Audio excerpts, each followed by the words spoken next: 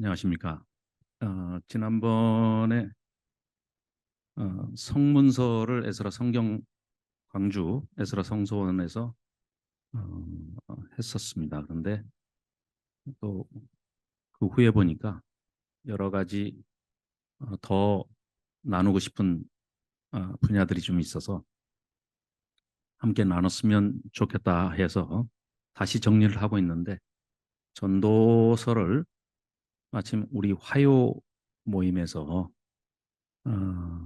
욥기가 이제 끝났기 때문에 전도서를 이제 엽기가 끝나는 지점에서 그 반성적 지혜의 관점에서 전도서를 한번 다시 살펴보는 것도 좋겠다 해서 이렇게 여러분 앞에 서게 됐습니다.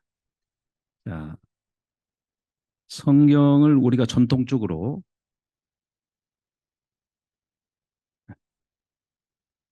기독교식 성경 분류는, 우리가 이제 성문서에 국한돼서 보자면 욥기, 시편, 잠언, 전도서, 아가서, 이 순서로 배열이 돼 있고, 이 배열이 돼 있는 것은 시대적인 배경이 그 연도순에 따라서 이렇게 배경을 배열을 해놨습니다. 욥기가 배경이 족장 시대, 아브라함 시대라고 간주가 되기 때문에 맨 앞에 배치가 되어 있고, 시편은 우리가 흔히 거의 절반 가까이가 다윗의 시이기 때문에 다윗의 시편을 두 번째 배열을 했고요.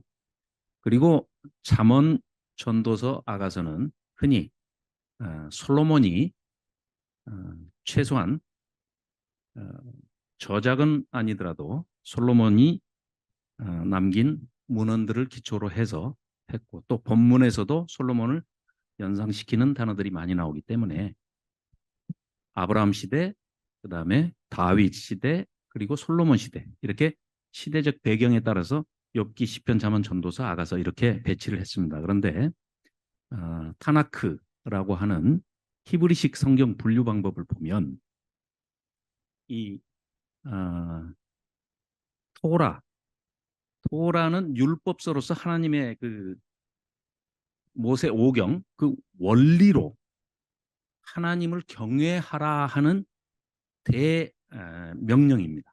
그래서 제일 먼저 주어진 게 하나님을 경외하는 방법.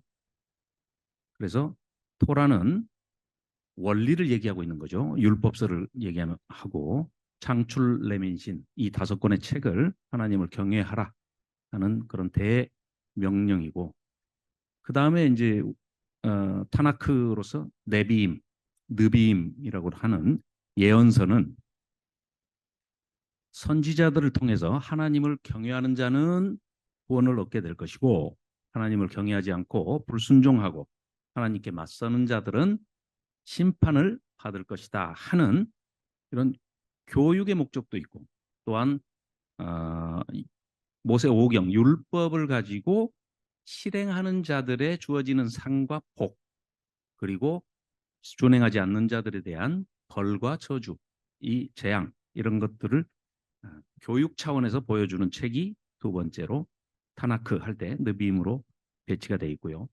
케투빔이라고 하는 성문서는 쉽게 얘기하면은 이 교육을 받은 사람들이 실생활에 나가서 공동체를 이루며 살 때 적용을 하는 그런 시가서, 지혜서다.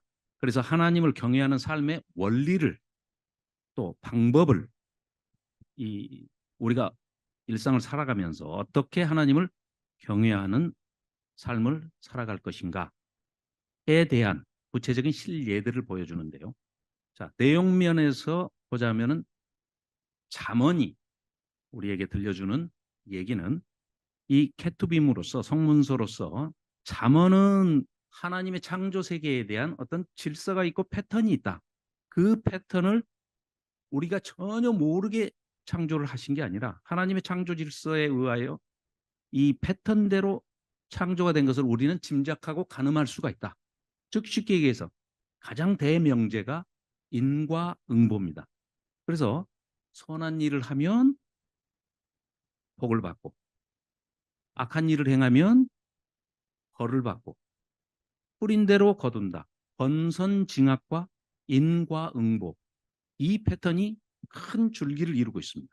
그래서 우리가 흔히 배워야 할 일상적으로 경험하는 이 지혜들에 대해서 잠언은 얘기하고 있죠. 이걸 규범적 지혜라고 명명을 했는데요.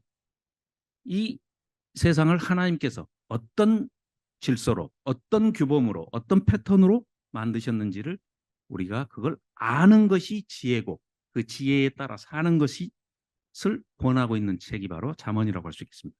그러면 꼭 그 잠언대로 살아봤더니 세상이 그렇지 않더라. 아니, 악한 일을 행한 사람도 너무 잘 살고 있고 당대에만 잘 사는 게 아니라 자손 대대로 잘 살더라. 독립군의 자손은 굉장히 힘든 생활을 하고 있는데 친일파의 자손들은 3대, 4대 아주 떵떵거리고 잘 살더라. 뭐 청문회에 나와서 10억을 그냥 깜빡 잊어버렸다는데요. 자기. 자, 그래서 욥기가 얘기하는 것은 잠언에서 얘기하는 규범적 지혜를 그렇게 살아봤더니 아니더라. 아닌 경우도 많더라. 이럴 때는 그러면은 우리는 어떻게 해야 되느냐라고 반문하면서 반성적 지혜라고 명명을 했는데 반문하면서 던지는 회의적 지혜, 반성적 지혜 이 문제를 다루고 있는 책이 바로 욥기다. 그래서 순서를 잠언, 욥기, 전도서 그리고 난 다음에 이 세 권의 책을 지혜문서라고 해서 살펴볼 때 내용으로 아까 시대 순으로 구분을 해봤는데 성경은 그렇게 구분을 했지만 우리는 그 성경을 흔히 우리 역사 순으로 또 재배열해서 많이 보지 않습니까? 그러듯이 이 지혜문서도 잠언 끝나는 지점에서 잠언의 규범대로 살아봤더니 그게 아닌 경우가 많더라 하고 질문을 던지는 게 욥기라는 거죠. 그 욥기를 통해서 아주 특별한 케이스, 아까 김명주 목사님께서도 말씀하셨지만 일반적인 게 있고 또 케이스, 사례로서 그런 욥기를 의문을 제기하는 것이죠. 그리고 그래서 이제 이 욥기에서는 세상 모든 것이 한치 오차도 없이 그 잠언 이야기하는 규범대로 진행되는 것이 아니더라. 거기에는 예외가 있을 수 있다. 그런데 그 예외가 왜 생기는지 한번 살펴보자 하는 의문을 제시하는 책이 바로 욥기가 되고 그래서 그 욥기가 끝나는 지점에서 전도서를 한번 살펴봐야 할 관점을 새롭게 한번 가져보자. 이렇게 해서 제안을 드리기 위해서 설명을 드리는 겁니다. 그래서 잠언과 매우 비슷한 이야기를 전도서에서도 많이 하고 있습니다. 그러면서도 잠언이 얘기하는 내용과는 또 다른 그러면서 또 욥기가 얘기하는 내용과도 또 다른 제3의 길을 제시하고 있습니다. 그래서 쉽게 얘기하면 그러니까 우리 인생의 어떤 여정으로 본다면 잠언은 초등학교, 중학교, 고등학교, 대학교를 다니는 학창 시절로 비유한다면 우리 인생에서 그렇게 해서 교육을 받았더니 사회에 나와서 살아보니까 그렇지 않은 경우가 너무 많더라라고 하는 것이 욥기고요. 그 욥기가 끝나는 것은 전도서는 야 내가 다 살아봤더니 세상이 이러이러한 일들도 있고 또 이런 잠언적 지혜나 욥기에서 말하는 반성적 지혜에 그걸 뛰어넘는 그러니까 시각과 관점을 조금 더 새롭게 해서 살펴봐야 할 필요가 있다라는 것을 던지는 책이 바로 전도서라 할 수 있겠습니다. 그래서 이제 잠언, 욥기, 전도서를 이런 순으로 이제 살펴볼 텐데요. 대충 설명을 하자면 잠언, 하나님의 선한 피조 세상에서 지혜롭게 잘 살기 위한 하나의 지침서와 같은 역할을 하고 있죠. 그래서 아까도 말씀드린 대로 하나님은 지혜롭고 공의로우시고 하나님 자체가 지혜입니다. 속성이 우리가 하나님은 사랑이시라 그러듯이 하나님은 지혜시라. 그리고 예수님을 지칭하는 말도 예수님이 지혜로 소개되는 성경 구절들이 있죠. 그래서 의인에게는 보상을 주시고 악인은 벌을 주신다. 인과응보, 권선징악, 그리고 뿌린 대로 거둔다 하는 이런 규범적인 지혜라 할 수 있고요. 또 아까 말씀드린 대로 욥기가 우리가 지난주까지 이제 욥기를 살펴봤는데 욥기에서 이제 잠언적 그 규범만으로는 세상이 돌아가지 않고 예외들이 있는데 이 잠언에서 말하는 지혜의 잣대를 가지고 욥에게 계속해서 적용을 시키는 그 세 친구들의 이야기. 즉 살펴보면 그 세 친구들은 계속해서 규범적 지혜, 권선징악. 하나님이 실수하실 리가 없다. 네가 뭔가 죄를 지었으니까 하나님이 너한테 벌을 주신 것이지 하고 뭐 뭐죠? 크로스테스의 뭐 침대라고 그럽니까? 사람을 유인해다가 그 침대에는 다 맞아요. 누구나 다 맞습니다. 안 맞는 사람이 없어요. 키가 작은 사람이 오면은 다리를 늘려서라도 그 침대에 맞추고 그 침대보다 발이 나가는 사람은 발을 톱으로 자르면 되니까요. 그런 신화가 나옵니다. 그러듯이 그런 식의 논리를 펴는 것이 지금 욥의 세 친구들이 벌이고 있는. 그러니까 전혀 규범적 지혜가 틀렸다는 얘기가 아닙니다. 잠언적 지혜가 틀렸다는 얘기가 아니고 무리하게 모든 것을 거기다 다 갖다 맞추니까 거기에서 우매한 오히려 전도서에서는 그 잠언적 지혜에서 행했던 것을 잘못됐다라고 오히려 지적을 하고 있는 그런 지점을 볼 수가 있습니다. 그래서 자, 이제 전도서를 좀 살펴보겠습니다. 전도서에서 우리가 이제 가장 눈여겨봐야 할 키워드가 있다면 헤벨이라는 단어입니다. 우리가 욥기에서는 흰남, 까닭 없이, 은혜로, 이유 없이 이런 그 뜻으로 흰남이 있었고 또 기이한 일, 우리가 이해할 수 없는 하나님의 신비의 영역에 속하는 니플라옷이라는 단어 두 단어와 그다음에 욥이 회개를 했느냐 위로를 받았느냐 해서 나함이라는 단어 이 세 단어를 키워드로 삼아서 욥기를 정리를 해봤었는데요. 그와 마찬가지로 이 전도서에서는 헤벨이라는 단어를 눈여겨봐야 됩니다. 왜냐?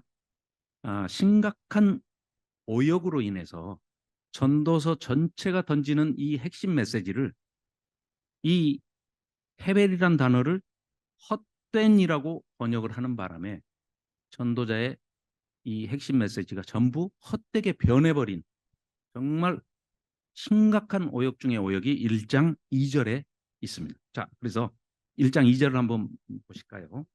전도서 1장 2절을 보시면 전도자가 이르되 헛되고 헛되며 헛되고 헛되니 모든 것이 헛되도다. 이렇게 되어 있습니다. 그러면 이 모든 게 헛되면 이게 전도서가 12장까지 있는데요. 12장 14절까지 있는데 1장 3절부터 얘기하는 모든 내용들은 다 헛된 내용인데 뭐하러 이 책을 계속해서 쓰고 메시지를 전달하고자 하는가.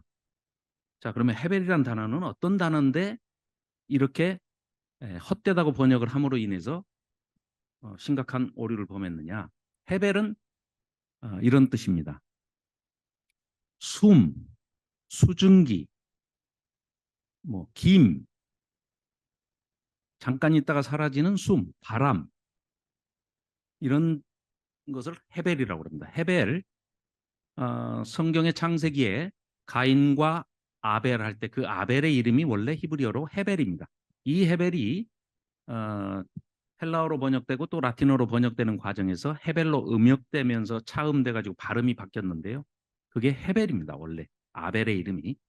자, 그렇다면 이 전도서를 번역한 한글로 번역한 혹은 또 다른 언어로 번역한 사람들이 왜 이 헤벨이라는 단어를 헛되다고 공통적으로 번역을 하는 우를 범했을까? 이 헤벨이라는 단어의 특징은 말 그대로 숨, 바람, 수증기, 김, 안개, 이슬 이런 것들은 잠깐 있다 사라지는 겁니다. 그러면 그걸 그대로 관찰한 현상을 그대로 진술하거나 묘사를 하면 잠깐 있다 사라지는 것 이렇게 번역을 하면 훨씬 좋았을 텐데 거기에다가 번역자가 자기의 가치 판단을 부여해버린 겁니다. 잠깐 있다 사라진 거는 헛된 거야. 헛되다는 것과 잠깐 있다 사라지는 것은 전혀 내용이 다른죠. 그리고 또 결과 자체가 완전히 달라집니다. 자, 제가 전도서 9장 9절에 나오는 말씀을 가지고 한번 말씀을 드려보겠습니다. 지금 괄호 안에, 블랭크 안에, 빈칸 안에 성경에는 헛된이라고 되어 있습니다. 그래서 너의 헛된 평생의 모든 날, 곧 하나님이 해 아래에서 내게 주신 모든 헛된 날에 내가 사랑하는 아내와 함께 즐겁게 살지어다. 그것이 내가 평생에 해 아래에서 수고하고 얻은 네 몫이니라. 이렇게 돼 있거든요. 앞뒤가 문맥이 전혀 맞지 않습니다. 헛된데 뭘 사랑하는 아내와 즐겁게 살라고 하는 얘기를 또 제안을 합니다. 그러면서도 이게 하나님이 너에게 수고한 너에게 주신 선물이라는 거예요. 헛된 걸 주셨을까요? 이걸 다시 설명을 한다면 제가 그냥 그 헛된이라는 헤벨의 원뜻에 맞게 다시 말씀드려 볼게요. 내 잠깐 있는 짧은 평생의 모든 날에 곧 하나님이 해 아래서 너에게 주신 모든 짧은 날에 네가 사랑하는 아내와 함께 즐겁게 살지어다. 그것이 네가 평생의 해 아래서 수고하고 얻은 네 하나님이 주시는 선물이니라. 이렇게 번역을 해야 훨씬 더 의미 전달이 맞게 해석이 되겠죠. 그래서 하나님이 우리에게 주신 생명을 헛된 날이라고 이런 식으로 그 가치 부여를 해가지고 의미 부여를 해가지고 짧게 잠깐 있다가 지나가는 것은 헛된 거야 하면서 이렇게 의미 부여를 했기 때문에 전체적으로 오역이 됐다. 그러면 헤벨의 이 전도서에 나오는 이 헤벨이라는 단어가 정확하게 어떤 개념을 얘기하느냐를 알아보려면 헤벨이 아닌 것, 비교해서 얘기하는 것들이 어떤 반대 개념을 가지고 얘기를 하는가 이걸 살펴보면 그냥 알 수가 있겠죠. 쉽게 얘기하면 그 다음 이어지는 1장 3절에 보면 해 아래에서 수고하는 모든 수고가 사람에게 무엇이 유익한가 할 때 이 유익이라는 게 이트론이라는 말인데요. 보람, 뭐 얻는 것, 남은 것 이런 것이거든요. 그런데 이거를 유익이라고 또 이제 번역을 해놨어요. 그런데 우리 그 요엘서에서 보면 팥중이가 먹고 남긴 것 할 때 그 남았다는 뜻이 바로 이 여기서 지금 유익이라고 지금 번역을 해놓은 겁니다. 그 팥중이가 먹고 남긴 것 그게 이트론이라는 단어인데요. 그것에 그러니까 남은 것은 좋은 것입니까? 나쁜 것입니까? 쓰레기 치우는 사람의 입장에서는 뭘 자꾸 남겨놓으면 그거 되게 나쁜 거죠. 근데 배고파 죽겠는 사람한테 무언가가 아무튼 남아있는 건 좋은 거겠죠. 즉, 그 말씀은 가치 중립적인 것이지 남았다는 게 좋은 것이냐 나쁜 것이냐 이 판단은 상황에 따라서 다 다를 수가 있는데 이 해석자는 오역자는 아니요 번역자는 그냥 자기 가치 판단을 여기다 집어넣어서 그건 이익이야 유익되는 거야 남은 건 좋은 거야. 그럼 이 사람은 지금 전도서를 번역하면서 계속해서 잠언적인 잣대로 그 관점으로 그 시각으로 해석을 했다는 거예요. 그러기 때문에 이게 오역이 돼가지고 심각하게 우리한테는 아 성경에도 허무주의를 얘기하는구나. 인생 무상이야. 뭐 이거 불교책하고 비슷하네. 세상 헛된 거야. 그럼 다 같이 죽어야 됩니까? 그런 건 아니죠. 그래서 제가 말씀드리고자 하는 것은 가치 부여를 이 사람이 너무 의미 부여를 자기가 그냥 다 해가지고 전도자가 이 코엘렛이 전달하고자 하는 뜻을 심각하게 한정지어버리고 왜곡시키고 지금 변형시키고 있다는 얘기입니다. 그래서 대표적으로 이제 그 세 가지 단어가 있는데요. 지크론이라고 하는 기억됨 1장 11절에 보면 이전 세대들이 기억됨이 없으니 장래 세대도 그 후 세대들과 함께 기억됨이 없으리라. 이 지금 기억됨. 그런데 잠언에서 본다 하면은 기억이 되는 것은 굉장히 좋은 겁니다. 잊혀진다는 것은 좋지 않은 것. 이런 개념으로 잠언은 얘기를 했어요. 그런데 전도서에서 얘기하는 거는 기억되는 것이나 잊혀지는 것이나 지혜자나 우매자나 하나님의 시각에서 봤을 때는 아무것도 아니다 서로. 거기에 어디가 좋고 어디가 나쁘고 무엇이 선이고 무엇이 악이다 이 관점으로 따지지 마라. 하나님을 해 너머에 계신 하나님을 기억하고 큰 시각으로 우리의 일상사를 내려다보면서 거기에서 얻는 제3의 대안적인 지혜 그걸 구해서 살아야 한다 하는 뜻으로 지금 아까 남은 것 같이 중립적이라고 했죠. 남은 것 할 때 그 이트론 그리고 방금 말씀드린 기억하다, 잊혀지다 이 반대 개념으로 지크론 이 단어와 또 9절에 보면 9절 10절에 보면 새 것이다 할 때 하다시 이 세 단어를 기억하시면서 자, 그 어떤 것도 헤아려 새 것이 없다. 잠언에서는 옛날 것을 배워야 옛 선조들이 쭉 그동안의 경험과 경륜과 연륜으로 축적해온 그래서 얻은 선험적인 지혜 이것이 지혜다라고 얘기를 하는데 전도서의 이 전도자는 코엘렛은 뭐라고 얘기하느냐 그것도 헤아려 새로운 거 하나도 없어.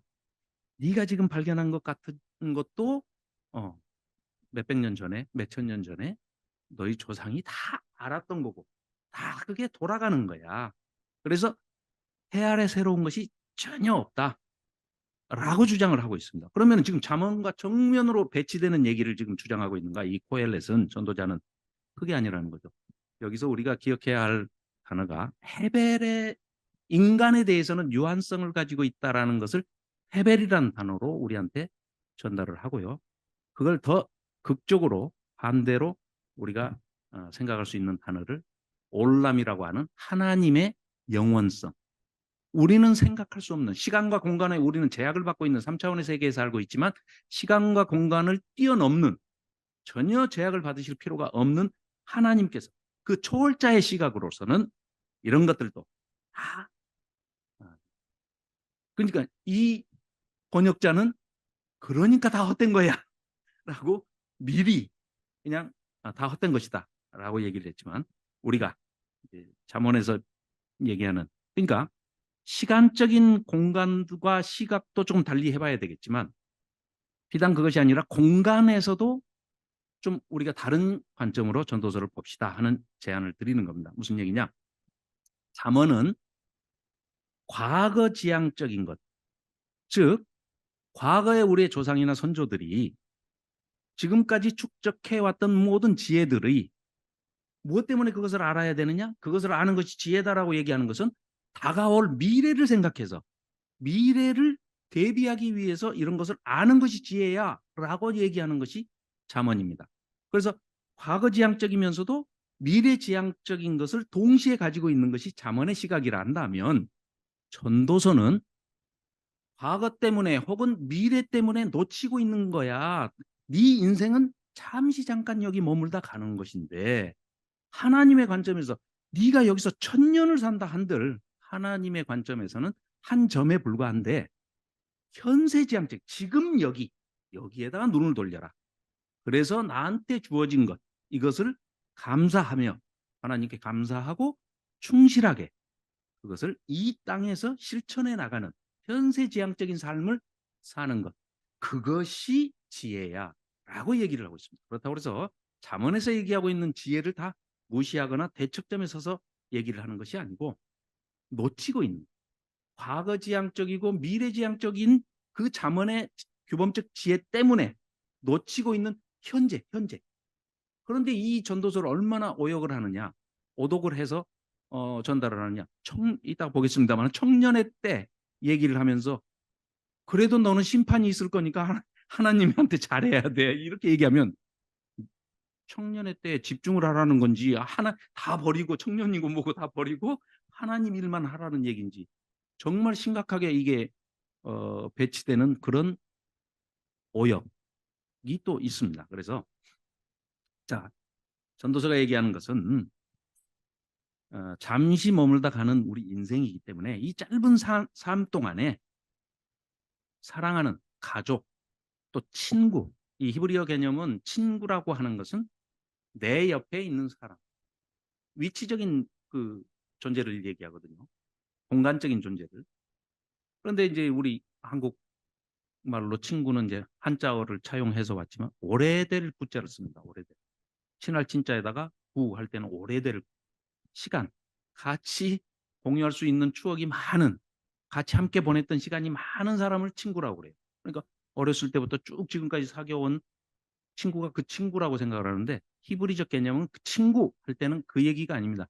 지금 내 옆에 있는 사람, 그 사람이 너를 힘들게 하는 원수였어도 네 옆에 있는 사람한테 지금 잘해라 라는 개념으로 3대 분복을 얘기할 때 친구의 개념이 전도서에서는 옆에 있는 사람, 지금 현재 네 옆에 있는 사람에게 최선을 다해서 잘해라 라는 그런 뜻으로 사용이 되고 있습니다. 자, 그래서 좀 전체적인 내용을 보면 전도서는 아주 간단합니다. 서론, 본론, 결론입니다.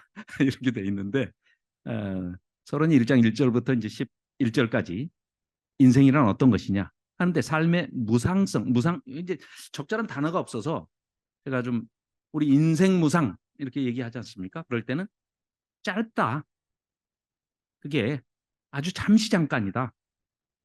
그렇다고 그래서 전도서 번역자가 얘기하듯이 헛된 거다 이렇게 의미 부여는 하지 말자는 거죠. 그냥 있는 현상만 우리가 묘사를 해서 관찰한 대로만 얘기하자면 짧은 것이다. 그래서 서론에서는 삶의 무상성, 헤벨인 존재, 그 헤벨인 존재들이 어떻게 살아가야 할 것이며 어떤 삶을 살아야 참된 삶을 사는 것이라고 평가를 받을 수가 있느냐 하는 것이 1장 12절부터 12장 8절까지가 이제 얘기가 되어 있는데, 들어주는 예들이 상당히 삶이 애매모호하다.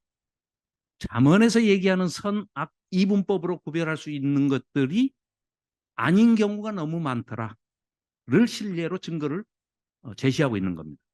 그리고 이제 결론적으로 인생을 평가를 할 때 12장 9절부터 14절까지에 그러면 이 짧은 헤베르 같은 우리의 삶을 어떻게 극복할 것이냐 이렇게 되어 있는데, 서로는 3인칭 관점으로 지금 쓰여 있고요. 갑자기 이제 1장 12절부터 본론에 딱 들어가면서는 나 전도자는 이렇게 하고 코엘렛이 이제 1인칭으로 묘사가 되기 시작합니다. 그리고 다시 끝에 가서 결론을 맺을 때는 12장 9절부터 14절까지는 3인칭 관점으로 또 쓰고 있는데요. 우리가 그 내용들을 잠깐 전체를 조망해 보면 이렇습니다. 헤벨의 존재인 우리는 어떻게 살아야 하느냐.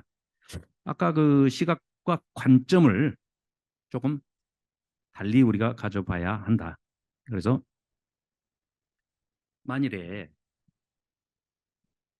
인간의 천년, 과거에 그 우리 조상들은 노아의 홍수 이전에 살았던 조상들의 평균 수명을 내보니까 912세가 나오더라고요.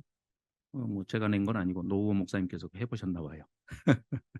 912세가 나오는데, 자, 900년을 살던 사람의 한 사람의 인생을 하루 24시간으로 하나님은 줄여서 이렇게 보실 수가 있겠죠.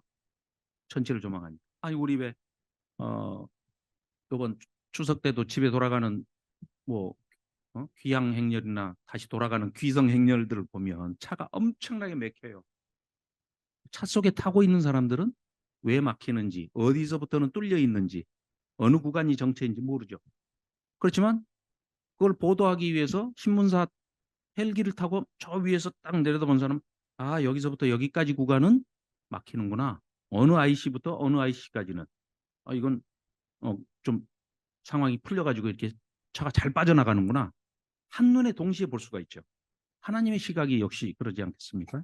그래서 우리 인간의 시각으로는 우리의 인생도 이렇게 힘들고 허덕이고 한치 앞을 내다보지 못하니까 이런 관점인데, 하나님의 관점으로, 즉 인간의 그 천년이라는 역사도 하루로 딱 좁혀놓고 우리가 생각을 해보면 100년을 산다 한들 뭐 이게 찰나에 불과한 거죠. 찰나.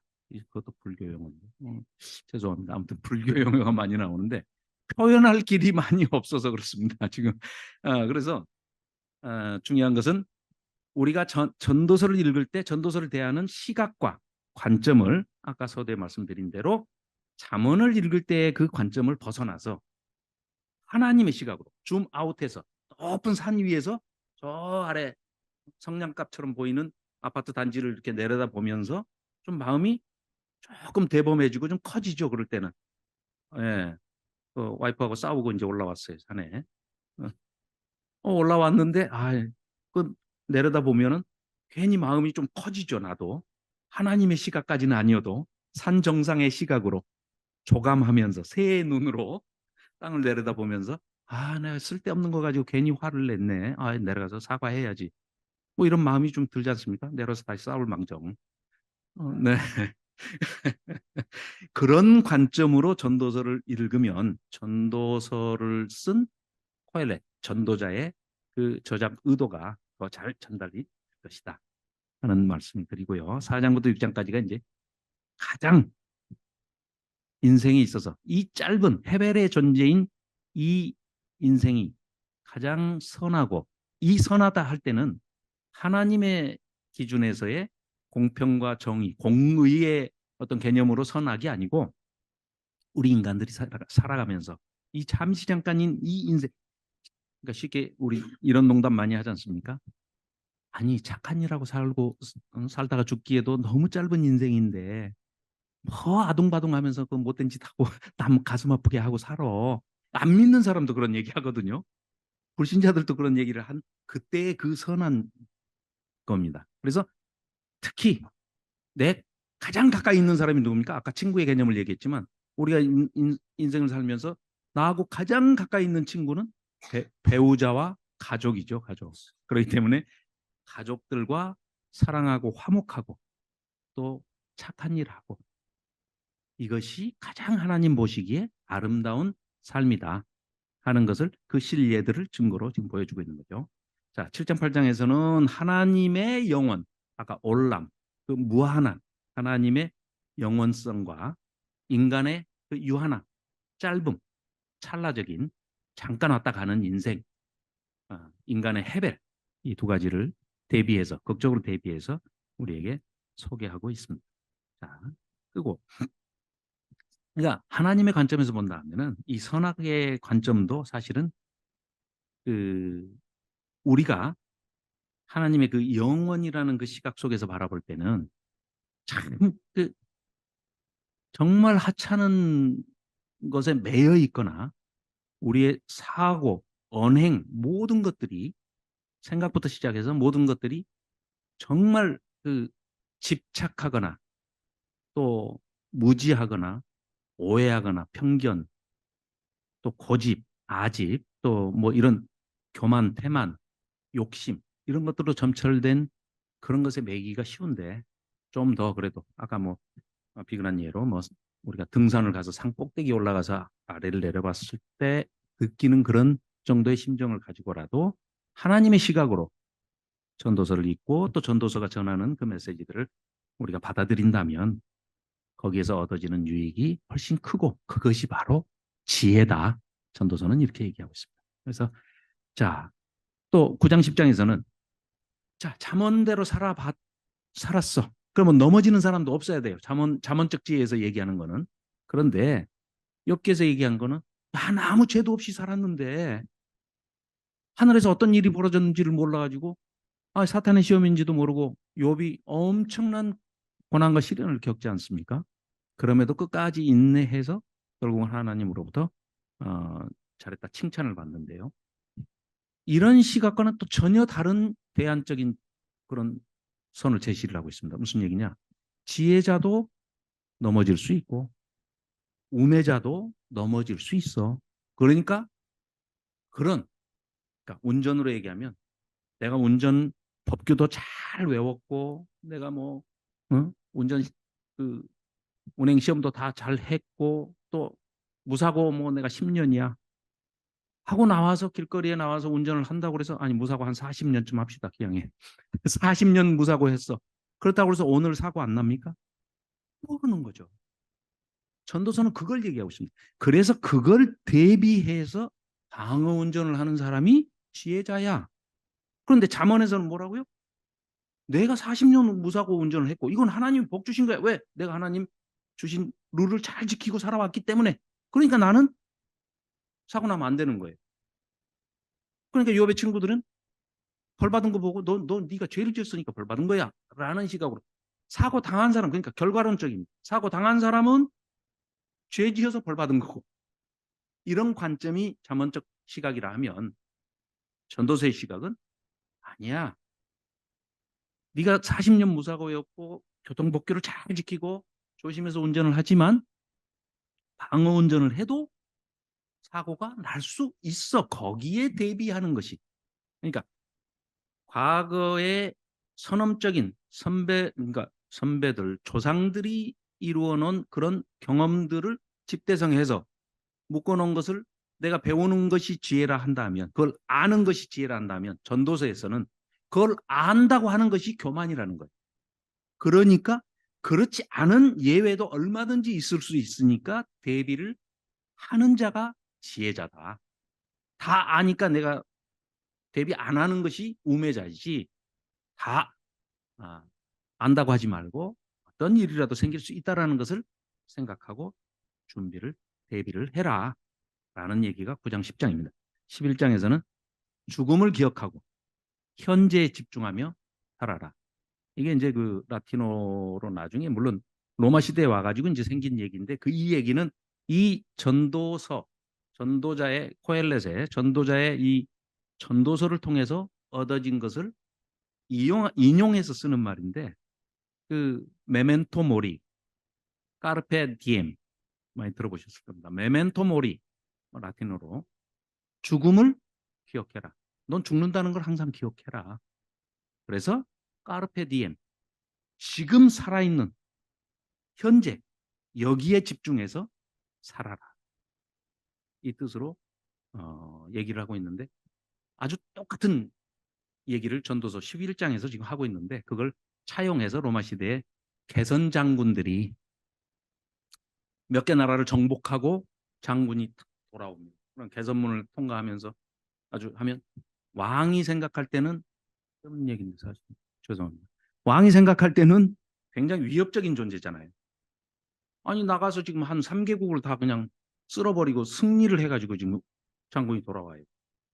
오는 것부터 기분 나쁘고, 오래 또 와서 있어버리면 언제 자기 자리를 또 넘볼지 모르잖아요. 그러니까 빨리 또 다시 전쟁터로 보내야죠. 그런데 보내기 전에 올 때 노예를 그 개선 장군이 타고 오는 마차에 같이 실어줍니다. 그러니까 둘이가 타고 오는 거예요. 노예와 장군이 타고 와요. 그러면서 계속 옆에서 노예로 하여금 메멘토 모리, 메멘토 모리, 그 귀에다 개선 장군의 귀에 들려주게 해서 이게 우리에게 알려지기 시작한 겁니다. 그 계기가. 그래서 너도 죽어, 너도 죽어, 죽음을 기억해, 교만하면 안 돼. 계속해서 경고하는 말을 하게 하는 겁니다. 그런 이제 방편도 불교 용어인데, 그런 방편으로 쓴 이제 단어인데, 전도서는 그걸 우리에게 노골적으로 표현을 하고 있는 겁니다.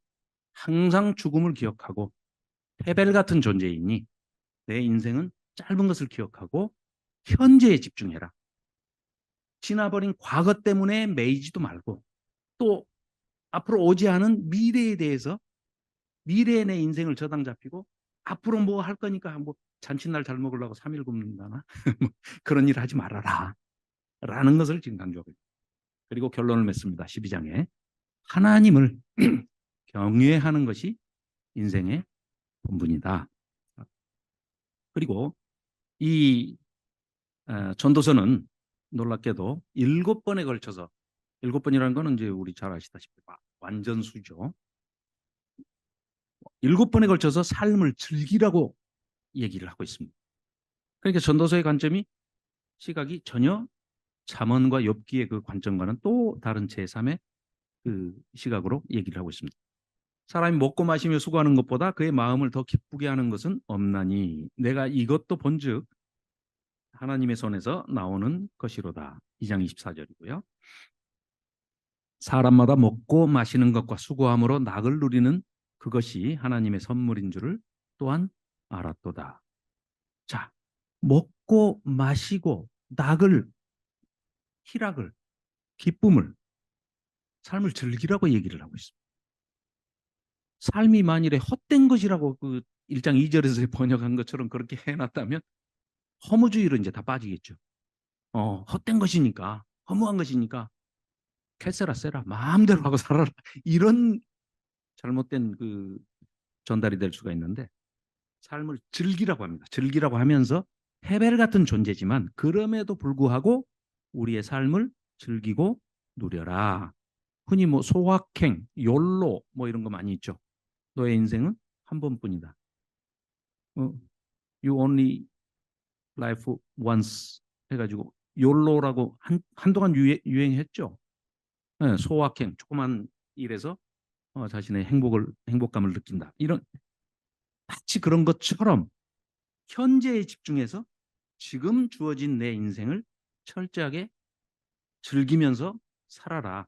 그렇다고 해서 그 쾌락을 조장하거나 쾌락주의나 신비주의를 얘기하는 게 아닙니다.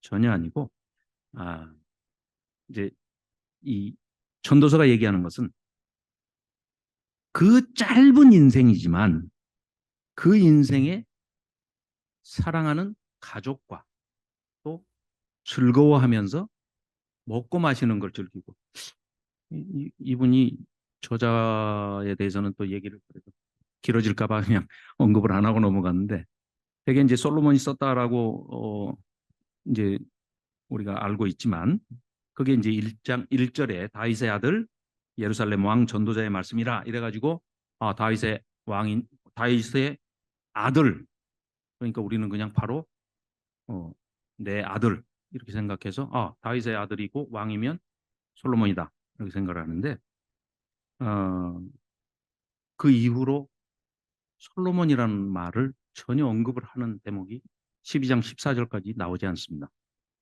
그 얘기는 솔로몬이 이 전도서를 써서 또 전달하고자 하는 메시지가 더 훨씬 효과적이고 의미 있다라고 생각을 했다면, 이 전도서의 저자가 솔로몬이다라고 밝히지 않을 이유가 전혀 없습니다. 성경은 저자를 밝히는 데 있어서 전혀 두려워하는 책이 아니거든요.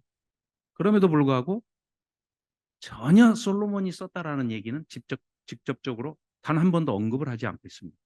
그래서 많은 학자들은 솔로몬이 남겨놓은 그런 말들을 솔로몬의 그러니까 지혜의 화신, 지혜의 대명사 하면 솔로몬이기 때문에 그 솔로몬의 페르소나를 빌려서, 그 솔로몬의 명성을 빌려서 또 어떤 지혜자가, 편집자가 이 내용들을 전체를 전도서로 편집을 한 것이다. 그래서 띠브레 코엘렛, 띠브레 하는 게 이제 따바르는 말씀이죠, 말씀.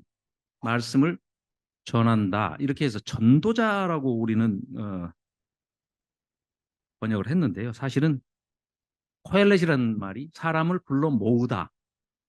그래가지고 사람을 불러 모아서 설교하거나 연설을 하거나 어떤 말씀을 전하는 사람을 코엘렛이라고 하는데, 우리말로는 그게 하나님의 도를 전하는 사람이지 해서 또 이 번역자가 같이 부여를 해서 전도서라고 번역을 했는데, 사실은 뭐 천주교나 뭐 이런 데서 쓰는 성경들은 전도서라고 돼 있지를 않고, 즉 이걸 연상하시면 좋습니다. 열왕기상 8장인가요? 그 솔로몬이 솔로몬 성전을 지어놓고 하나님께 그 봉헌을 할 때 보면 솔로몬이 전부 코엘레, 카할 불러 모았다 이렇게 돼요. 그래서 그 각 지도자들을 다 성전으로 불러 모아서 거기에서 모아놓고 하나님께 이 성전을 짓게 된, 또 앞으로 우리가 이 성전에서 해야 할 일들에 대해서 장연설을, 봉헌식 설교를 합니다. 그걸, 그러니까 히브리어를 아는 히브리인들은 맨 앞에다가 1장 1절에 다윗의 아들 예루살렘 왕, 연상이 바로 솔로몬 성전을 지어서 하나님께 바쳤던, 봉헌했을 때 그 퍼포먼스가 그대로 연상이 되게 인용을 한 것이죠. 근데 이게 솔로몬이 직접 썼는지 안 썼는지는 나중에 만나시면 물어보시기 바랍니다. 그리고 자, 이렇게 해서 이 7번이나 전도서는 잠깐 여기 또 중간에 볼까요? 내가 희락을 찬양하노니 이는 사람이 먹고 마시고 즐거워하는 것보다 더 나은 것이 해 아래에는 없습니다. 하나님이 사람을 해 아래에서 살게 하신 날 동안 수고하는 일 중에 그러한 일이 그와 함께 있을 것입니다. 또 너는 가서 기쁨으로 내 음식물을 먹고 즐거운 마음으로 내 포도주를 마실지어다. 내 헛된 평생에, 이것도 헛된으로 번역이 되어 있는데 아까 그 블랭크 빈칸 안에 제가 넣었던 겁니다. 내 짧은 해벨 같은 인생에 모든 날 하나님이 해 아래서 내게 주신 이 짧은 인생에 네가 사랑하는 아내와 함께 즐겁게 살지어다. 그것이 네가 평생에 해 아래서 수고하고 얻은 네 하나님의 선물이다. 네 분깃이다. 네 몫이다. 이런 내용이고요. 또 청년이여 네 어린 때를 즐거워하며 네 청년의 날들을 마음에 기뻐하여 마음에 원하는 길들과 내 눈이 보는 대로 행하라. 그러나 하나님이 이 모든 일로 말미암아 너를 심판하실 줄 알아. 그럼 어떻게 하라는 거예요? 청년 보고 청년의 때를 즐기라고 해놓고 심판이 있어. 이건 뭐 지금 어떻게 하라는 겁니까? 심판이 있으니까 어떻게 하라는 거예요? 청년들한테 막 살지 말아라. 그러면 처음부터 마음대로 즐겨라 하지 말죠. 그냥 그 뒷얘기만 하면 되는데 왜 앞에는 이렇게 얘기해놓고 여기서 말하는 11장 9절에서 말하는 심판이라고 번역된 말은 죽음을 생각하라.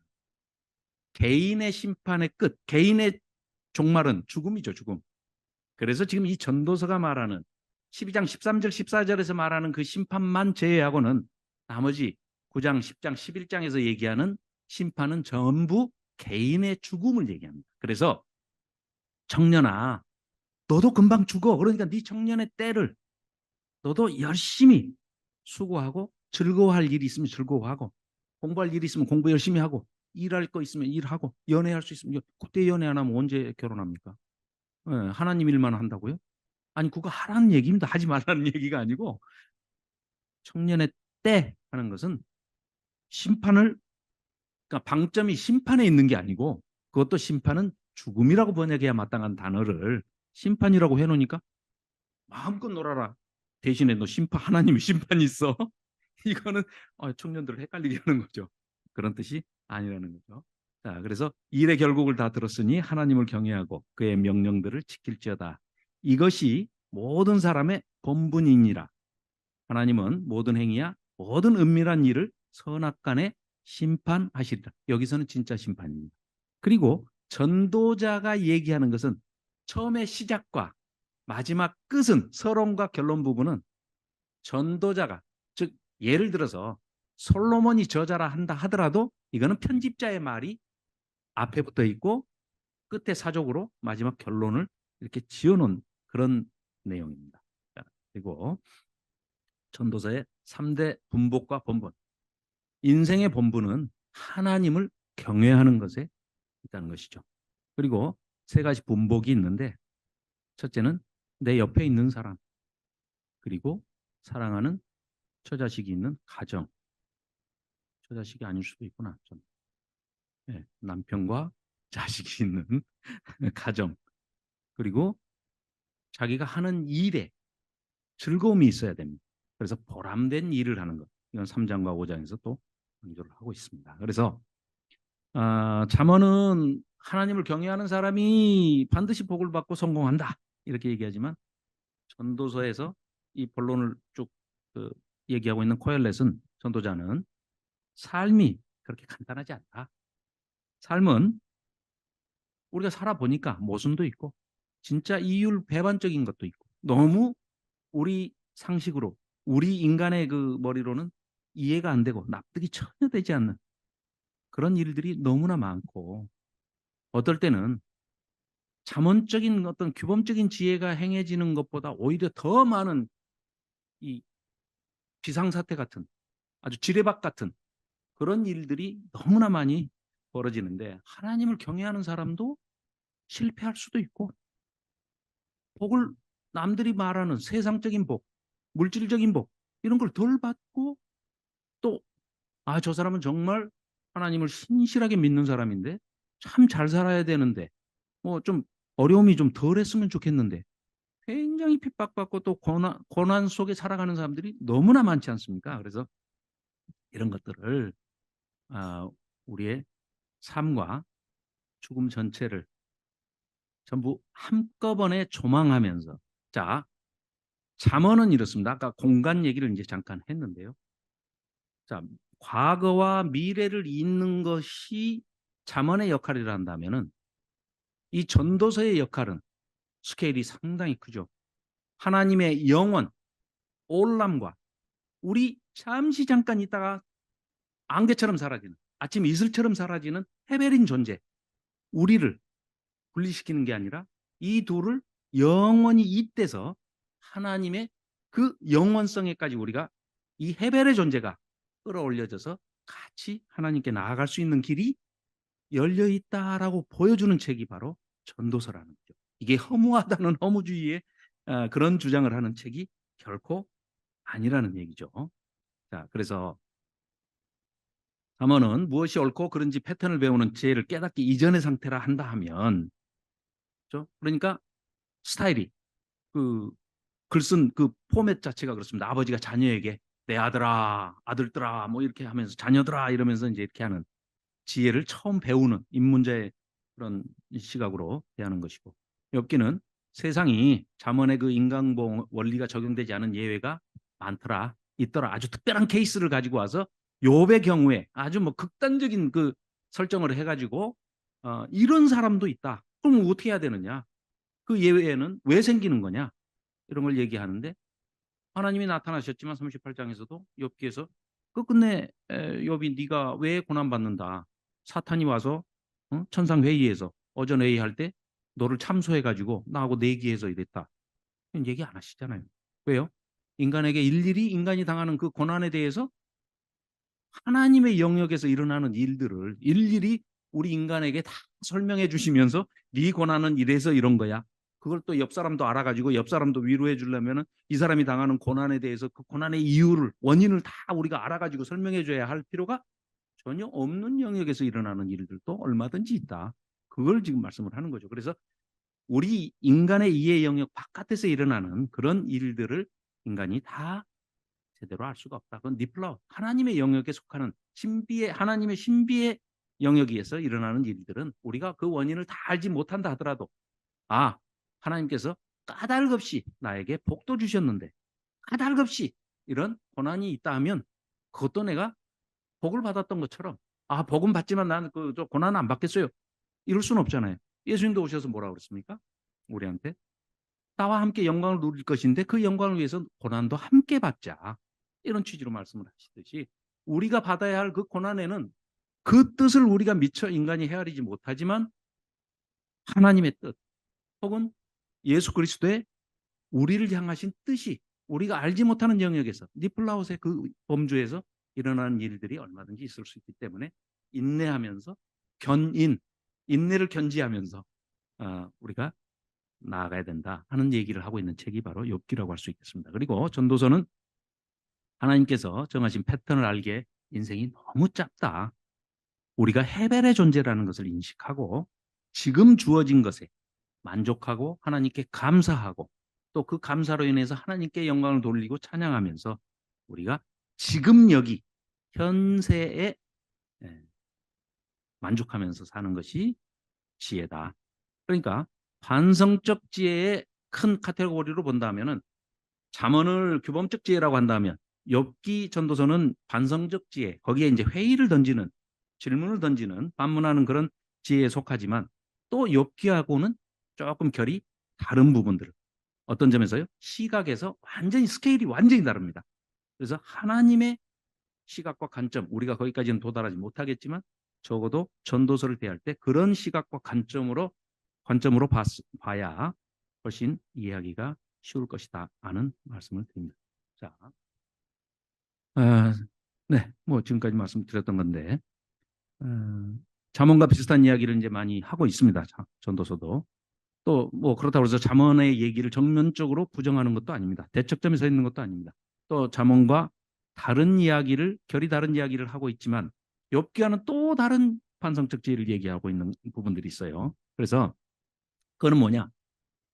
선악의 이분법에 이 잠언이 얘기하는 그 선악을 구분하는 이분법에 반문을 제기하는 겁니다. 전도서가. 즉 얘기하면 잠언에서는 집을 짓는 것은 선한 거, 허무는 것은 악한 거. 딱 구분이 됩니다. 그런데 전도서는 선악의 개념을 그렇게 얘기하지 않아요. 잠언은 또 늙은이 그러면 우리는 지금 뭐 좀 어감이 안 좋고 노인 학대다 뭐 그런 단어를 써서는 안 된다 이러는데 잠언에서는 늙은이 그러면 복의 대명사예요. 아, 장수하셨군요. 하나님이 복을 엄청 주셨네요. 하나님 앞에 잘 사셨나 보네요. 이런 뜻이에요. 그런 뜻으로 지금 이런 단어를 쓰고 있는 겁니다. 그러니까 나이 먹은 사람은 지혜의 화신이에요. 잠언에서는. 그런데 이 전도서를 보면 전도서에는 젊은 지혜자 일부러 딱 그 대비되는 단어를 써가지고 잠언의 시각으로 본다면 젊은 지혜자라는 거는 뭐 세모진 네모 뭐 이런 얘기하고 똑같은 거예요. 말이 안 되는 얘기를 하고 있는 겁니다. 그렇지만 전도서의 저자는 코엘렛은 무엇을 얘기하고 있는 거냐? 그럴 수 있다.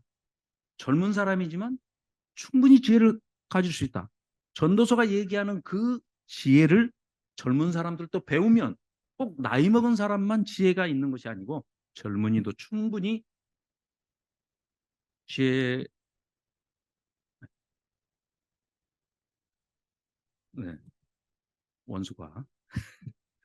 자, 네, 그래서 그런, 자, 전도서의 관점에서는 이렇습니다. 건물을 세우는 것이 선하고 허무는 것은 악하다. 그런 관념이 전혀 아니다. 자, 우리 이 아름다운 예배당을 예로 들면 이렇게 아름답게 리모델링을 하기 위해서는 그 전에 있었던 것은 다 뜯어야죠. 부셔야죠. 그래서 선악의 개념으로 봐서는 안 된다. 그것도. 이런 얘기를 지금 전도서는 하고 있습니다. 그래서 아,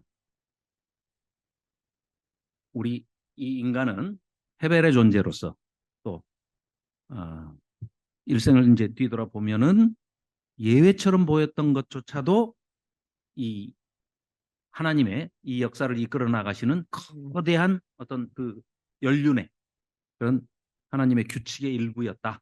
이런 것을 깨닫는 조금 제3의 길 그리고 대안적인 선을 제시하는 그런 얘기가 되겠습니다. 자, 마지막입니다.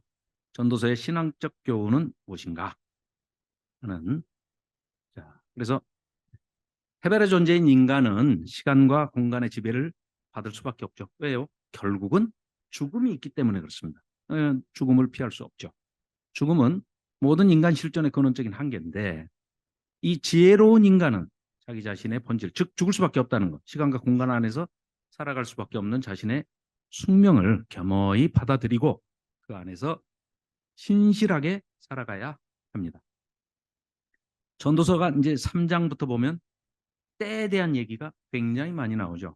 근데 그 때를 잘 분별하고 때에 맞게 행동하라고 권하는데 하나님의 뜻은 철저하게 우리가 많이 들었죠. 카이로스의 때와 크로노스의 때. 하나님의 때와 관련이 있습니다. 그 하나님이 시간과 공간 넘어 곧 이 세상의 때 너머에, 그러니까 우리는 해 아래에 있고 하나님은 해 너머에 계시지만 하나님은 시간과 공간을 초월하신 분이지만 우리의 제한된 유한한 인간의 시간과 때를 가지고 세계를 경영하신다는 거예요.